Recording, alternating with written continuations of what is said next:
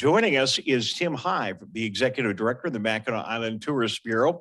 After we have a chance to chat with Tim, we keep the tourism focus by checking in with Odie McKinley, the Media and Communications Manager at the Michigan Economic Development Corporation. We'll talk a little tourism and a little bit of Michigan business as well. Again, Tyler is off today. Good to be with you. I'm actually broadcasting from my home today with some really unique lighting here. So kind of fun. And it's just all a part of this crazy, amazing technology that we have. And guy is able to leverage a lot of technology, even though he spends his whole summer at a place where the only way you get around is with the help of a horse, is our good friend, Tim Hygh, the Executive Director of the Mackinac Island Tourism Bureau. Hey, Tim, how you doing? Good morning, David. You know, you look like you're in the tunnel between the A and the B portals at the Detroit airport.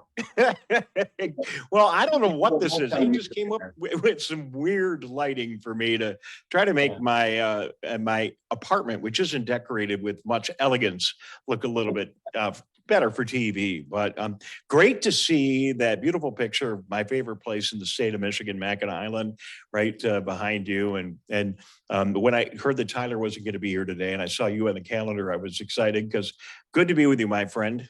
Likewise, Dave. Thank you. Thanks for having me. Thank you for joining us. Some of the biggest tourism news this summer came from a recognition that you were able to travel to New York to receive. Tell everybody what I'm talking about. Well, the Travel and Leisure magazine, which is the Bible of travel, they always do ratings every year, and it's the best. It's called the world's best. And Mackinac Island was named the #1 island in the continental United States. And that's just amazing. And it's just great affirmation for us. Dave, as you know, we don't have any flag type of properties here. There's no Marriotts or no Hiltons. And so it's really nice to be affirmed by a national organization. And this is going to get people's attention. This is going to be good for Pure Michigan. This is going to be good for the island. This is going to be good for the Straits of Mackinac, for all of northern Michigan. And it just keeps Pure Michigan in the limelight around the entire country. Well, it's great news. And I was sitting there thinking, and I didn't really prepare for today's interview a whole lot. But I was sitting there thinking about what are the other islands that you must have been competing with? And you think about the United States and our tourism destinations. Some of our best tourism destinations are islands. So that's a very impressive award that we received. It really is. I'm trying to remember all the islands. I should know this by heart by now, but Kiowa Island, the islands in Florida, Nantucket, all sorts of different places. Yeah, I think of on the East Coast, I think of Block Island, another good one. Sure. Where a lot of people travel to. Everything up along the coast up by Maine, and then everything out on the West Coast, and down by the Florida Keys. You've got a ton of islands. Yeah, and Mackinac's #1. And then with that, then they did the world ranking, and Mackinac Island's number 23 in the entire world, the entire planet. Isn't that amazing? For those of us in Michigan, going to Mackinac Island is a tradition, and more people should go, but so many of us do. But how many people, I don't know, you need a specific number, but do we see a lot of people traveling from the rest of the United States and the rest of the world to Mackinac Island? Yes, I would say probably 60 to 65% of the people that come to Mackinac Island are from Michigan. And then the rest, the majority of the rest are from the Midwest.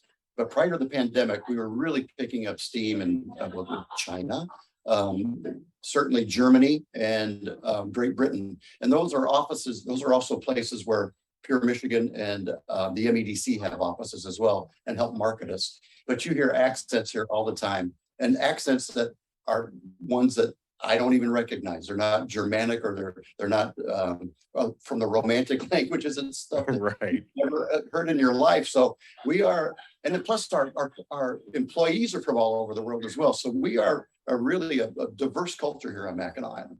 Well, no question about it. And, I think a big part of what makes Mackinac Island unique is the transportation of Mackinac Island. It's part of your logo. Talk about that a little bit, if you would. Well, it's so nice that in 1895, some brilliant person said, we don't want cars on Mackinac Island. And actually, it was done for horse safety. The horses didn't like them. So, okay, we'll keep our horses safe. But guess what? In the meantime, on this magical place that people from since time immemorial have known that this is a place to get respite. You put those two together and with no cars, and now we've got one of the greatest marketing tools that you could ask for. And it makes us very unique, but it also slows things down so you can really enjoy yourself. I always used to say before I worked here, this is one place where the minute you walk off the boat, your blood pressure will drop 20 points. Now, mine goes up 20 points every day, but that's for different reasons. Yeah, well, I gotta watch. It's broken that I took and I relabeled it and I put island time on it because it is true. You step on the island, things do run a little bit slower, and because you can't get places quick, and that's okay. That's actually one of the great things about Mackinac Island. It's okay. Yeah. Now we've got these historic districts, so that will keep Mackinac the same. But up in the sky, Dave, as you know, there's so much going on up there right now. So we still have the modern amenities that you need or want while you're here, so that you can get your business done, get your work done, but then you'll also be able to have a great time the minute you're done. Well, you've got a great physical representation now of the evolution of the island and new amenities right at one of the landmarks of the island, the Grand Hotel. Under new ownership now, they have taken a new approach to some degree, still the tradition that we all enjoy. I think they've really done a good job of mixing the tradition, but, recognizing that it is a tourist destination and tourists want to have a really nice pool experience, and the Grand Hotel has modified their pool environment, but made a huge investment in what is one of the most magnificent pools I've ever seen anywhere. It's still amazing to me 2 years later how they got it done, because they built it over the winter time. And we know that Mackinac Island winters are not easy, transportation wise, weather wise. But they put $10 million into a new pool, and it's stunning. They're adding an activity park, which is just opened this year with putt-putt, and is soon to have a BMX bike trail. And it's just a great family place. And they're really turning it into, once you're at Grand Hotel, you probably don't have to leave the property if you don't want to. There are plenty of amenities to keep you and the entire family busy. Tim Hygh, Executive Director, Mackinac Island Visitors Bureau, is joining us. Tim, the other thing, you and I were talking about it offline the other day, weddings. Weddings are big business on Mackinac Island. Could you talk about that a little bit? Yeah, we try to say we're the fudge capital of the world. We think the wedding capital of at least the entire Midwest or Great Lakes. I mean, we are in the 24-hour wedding industry, kind of like Las Vegas. There's not a day that ends in Y that we don't have a wedding or two. And what's really cool about it is that we have our own island experts that really know the logistics of Mackinac. And so it's a great place to have a fairy tale wedding, that after your wedding that you're going to get into a horse and carriage and go through downtown. And hopefully one will come by today as we're doing the interview. And then everyone applauds the bride and groom as they're going through downtown. It is a magical place to have a wedding. Well, people like it. I think, the bride and groom likes it. The family likes it. And then all the people that are the attendees of the wedding get a chance to come to Mackinac Island and make it a real special experience. And there's so many just amazing places on the island. So it works out really well. It's just absolutely magical. Tim Hygh joining us from Mackinac Island. What is one of Tim Hygh's secrets that people don't really know? I'm putting you on the spot here, or just something that you think is really special that maybe just kind of falls off the radar, something unique that people may not know, or a place to visit on Mackinac Island.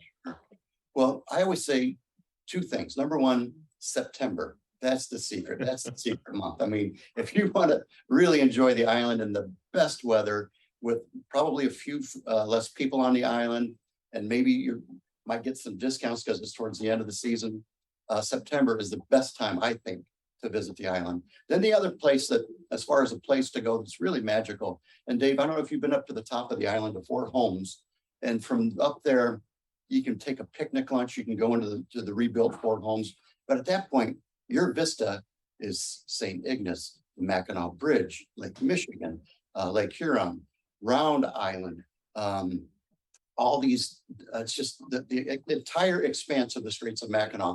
That is a place to really get a feel for where you are geographically, but then think about all the people that have been there throughout time, and the things that have happened up there. So it's it's a magical place that not many people go to. All right. Well, we go to the fort, we go to the Grand Hotel, we walk through downtown, we ride our bikes around the island. But I appreciate you sharing that with me because it is something different. Island is a little bit different than most of our tourist destinations in the state, especially those in northern Michigan. Because yes, your season does wind down, but you're pretty busy. Your properties stay pretty busy right up to what we think is, the middle or end of October when your season ends. And a lot of communities, they just kind of creep into the tourist season. They kind of creep out. I mean, at some level, Mackinac Island is busy every day it's open. Don't you think?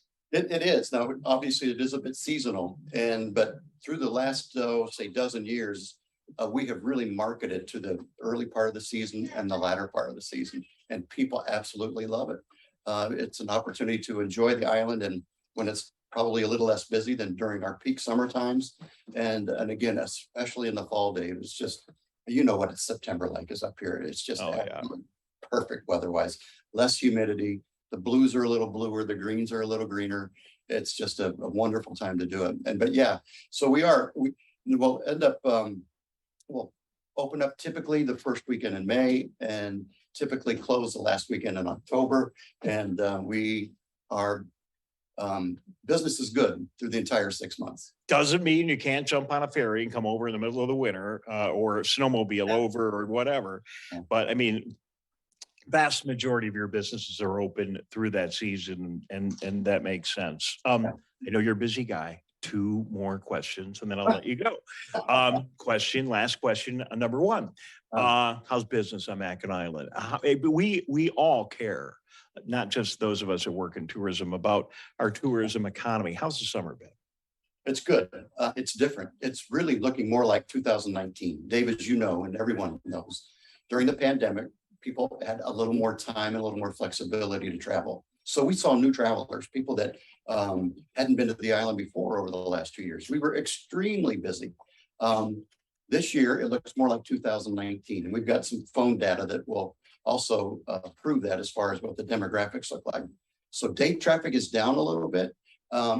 Rooms are on fire. Staying on Mackinac Island is still a very popular thing to do. So our room business is very good, and our daily, what we would call daily street traffic, is down just a hair, maybe 10%. All right. Well, and all the people that have stayed overnight in the island will tell you that if you've not stayed overnight in the island, you're missing a bit of it, because there's just the whole vibe on the island changes in the evening after the last boat goes to Mackinac and St. Ignace. It really does, Dave. There's in the day traffic, people that come just for the day are trying to accomplish A, B, C, D, and then get on the boat. That's a great, fun experience. But for that experience to kind of stays in your soul for a long time, watching the sunset from Mackinac Island, down at the boardwalk, watch the sun go under the bridge, the Mackinac Bridge, or watch the sunrise from Mission Point Resort, that sticks with you for a long time. It's so peaceful, and it's good for the soul. Oh, I thought you were going to talk about having a cocktail at the Pink Pony at the end of the day. But that's a whole nother topic. It's so much fun. Let's talk rum runners. I can't remember my rum runner consumption. So finally, listen, folks, Tim Hygh is, one of the preeminent leaders of the tourism business in our state. And we have a huge opportunity for Michigan and a big event going on in Grand Rapids. I know you're heading down there soon. Tell everybody about that. This is an event that the U.S. Travel Association puts on, and it's called ESTO. And basically, it's a training opportunity for all of the people in the destination marketing business. And people from all over the world will be there to learn how to better market and how to better manage your travel companies. So we'll have close to 800 people from all over the country in Grand Rapids for this prestigious event. And this is really the work of Dave Richards and the Grand Rapids Convention and Visitors Bureau. I said Dave Richards, I meant Dave Lorenz from the Michigan Economic Development Corporation in Pure, Michigan, and all our friends at the Grand Rapids Convention and Visitors Bureau. They have been working on this an awful long time. It was supposed to be here in 2020. Obviously, it didn't happen. And so they had to put it to bed and they had to revive it. And we just cannot wait. Grand Rapids will be the perfect spot for this conference. Absolutely. A little inside baseball here as we talk about DMOs and all that. But folks like you who promote tourism in our state and everywhere else around the country influence the people to make the decisions on where to go, the big groups. And then you have just literally everybody else. So it's really important work that you all do. And the fact that that organization decided to meet in little old Michigan, I mean, that's just what another big feather on our cap. Mhm. Island of the year, the conference here in Michigan. Everyone's out having fun. I think it's the sunniest summer I can ever remember. What a year it's been, Tim High. We are so fortunate, and we don't take it for granted. I think that we learned that even more during the first part of the pandemic, and we don't take anything for granted. And we're so thankful to be here and it's just our turn to represent Mackinac Island right now. All right. Tim, anything you want to promote? Website, phone numbers, podcasts, anything you want to mention on the way out? Sure. How much time do you have? We've got Mackinac Island. For Tim High, as much as you want. MackinacIsland.org to answer all your questions before you get here. A couple of neat things though, Dave. Title IX is 50 years old this year. And so to celebrate that, or to commemorate it, on August 20th, the CMU, Central Michigan University women's volleyball team is going to be competing against the Northern Michigan University volleyball team in our little gym on Mackinac Island. And that's open to everybody. So if you're interested in that, come on up on August 20th for that particular game. Then we've got our Fudge Festival coming up August 26th, and that's always fun. And we have something new this year. Our international employees tend to be great soccer players. So we're going to have a professional soccer match between our island employees and a downstate Detroit-based football club. So we can't wait for that. That's August 27th.